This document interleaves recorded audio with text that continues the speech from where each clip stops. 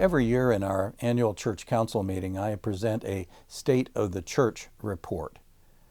And I'll do that right now virtually so that you can view it here online. This past year, we've gotten tired of certain words and phrases that have been way overused. Unprecedented, historic, uncertain times, and the phrase abundance of caution. Certainly, no one living today has experienced what COVID-19 has brought to us and brought to the church. Who would have dreamed way back in March of 2020 that the church building would be closed for a full year? Not even the most pessimistic among us. Yet, here we are. There's been so much strange that has happened this year, this report could be the size of an encyclopedia volume if we covered every aspect. But I hope to keep it short and focused on the major issues, so I won't reiterate what everyone already knows.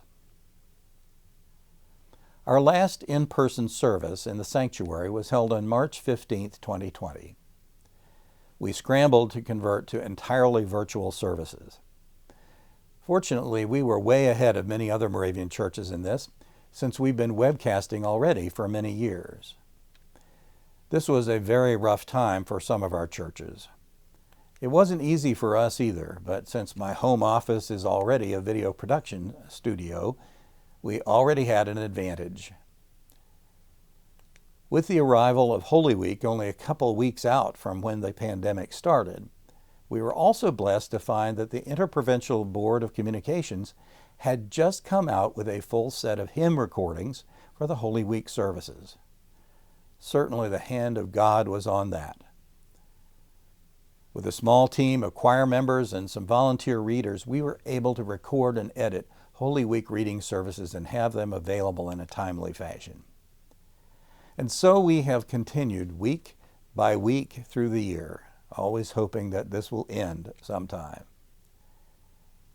Some of those online services have been very memorable and effective.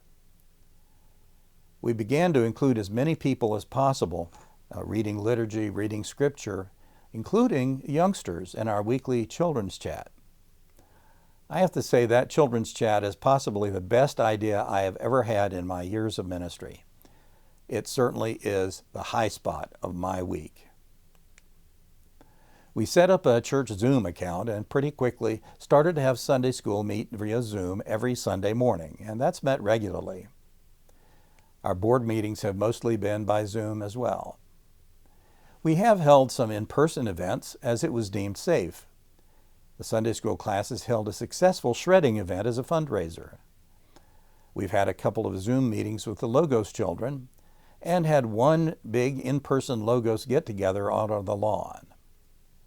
In the fall, as weather allowed, we held a number of Laurel Ridge-style Vespers services on the lawn. And thanks to Roman Brady, who led these with singing around a fire ring. We'll probably start these up again as the weather warms up. We've had a number of service events collecting food and bagging rice for Sunnyside, and thanks to all who've come out to do those things. A special Christmas committee was appointed by the board to consider the various possibilities for our beloved Christmas Eve services. They examined many alternatives, but they quickly decided that the best thing to do was to put all our energy into a virtual service where families could gather at home and share love feast, sing the traditional hymns, and lift their candles high together. So we organized the Love Feast in a Bag movement that many of you took part in, together with a produced webcast that included all the hymns in our traditional service. We were then amazed and truly blessed when Dewey's Bakery decided to donate the 600 buns that we needed. This event was covered by WXII, Channel 12. We hope you saw the story. Normally at Trinity Moravian Church in Winston-Salem, Love Feast is a time for families and friends to come together with one another. What Moravians do for Christmas is we gather together in the sanctuary, we sing, we share a simple meal called a love feast and pass items one to another. But this year, because of the COVID-19 pandemic, things are looking a lot different. This event was a huge success, and we'll probably carry forward some of what we learned from that into future years. We gave away 600 buns and candles with Love Feast odes and a recipe for making your own Love Feast coffee at home. Coffee maker Bruce Sherman came out and made a load of the real stuff in the copper kettle, and many locals brought in mason jars and got their coffee as well. Many people took part in creating that virtual webcast, and a big thank you to all who helped. Overall, the web records show that on our website and our Facebook group, over 800 screens played the entire Christmas Eve service. Since many of these were families with anywhere from 2 to 6 people watching, we can reasonably estimate that we had over 2,400 people who attended our Love Feast virtually this year. That's about 3 times the attendance that we usually have in person. We've had a similar positive experience with the webcast. While our average Sunday in-person attendance in 2019 was 79, the average number of people watching most of our webcasts on our website, Facebook, and YouTube combined is 151, almost twice as many. And this includes people from all over the United States and sometimes other countries. We have regular viewers now from various parts of North Carolina, but also Pennsylvania, Virginia, and other states. And some of them have been sending in regular contributions to support our ministry. A number of former members who had drifted away or lived too far away to get in every Sunday, they now tune in each week. A worship committee met via Zoom to review the webcast and suggest changes to make it more new viewer friendly. We now include some explanations of the churchy things that we do, rather than assuming that every new viewer already knows all the Moravian terms and practices. We moved the announcements to the end rather than at the start, since we found we were losing many viewers during those. This leads me to the financial state of the church. The prospect of months without in-person services was quite serious and very intimidating for our board.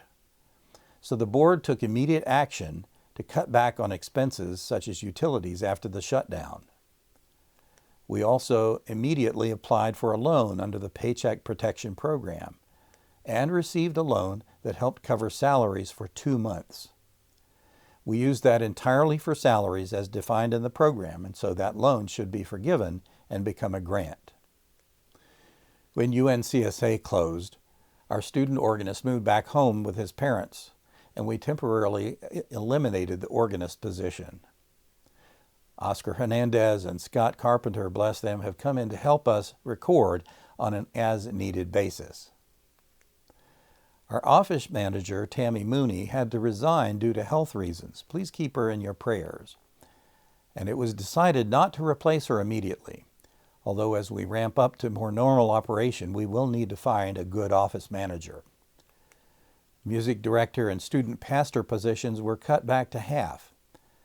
In August, we decided to discontinue the student pastor position.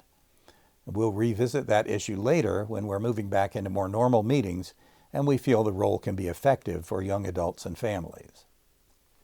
The music director position went back to full-time when we started the Vespers services. And again, we thank Roman for his contributions there.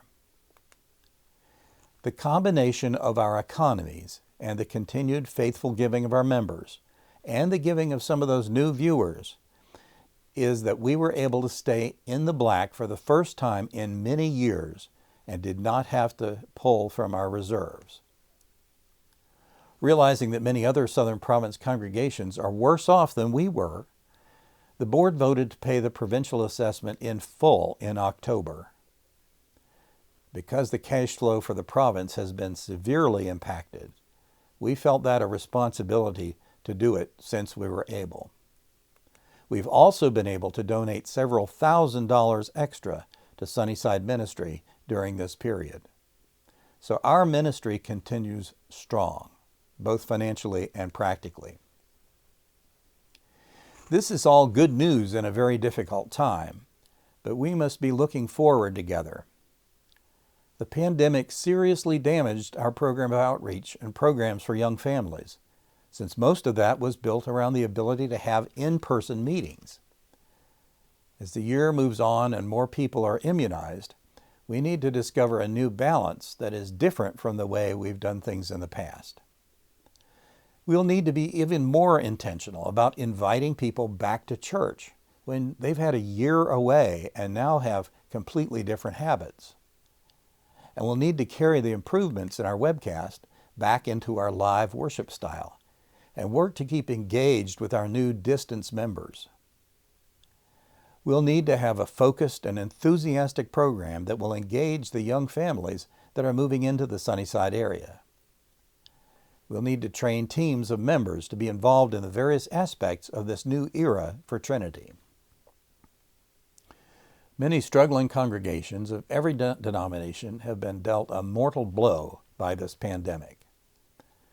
When I hear pastors at other congregations talking about returning to normal and going back to all the old practices, I think that those might be the churches that are probably not going to survive. So much of what we did in the 1980s and 1990s simply does not work anymore, and it really hasn't worked for a long time. The congregations that are ready to find a new way of being church in their communities are the ones which will survive and thrive.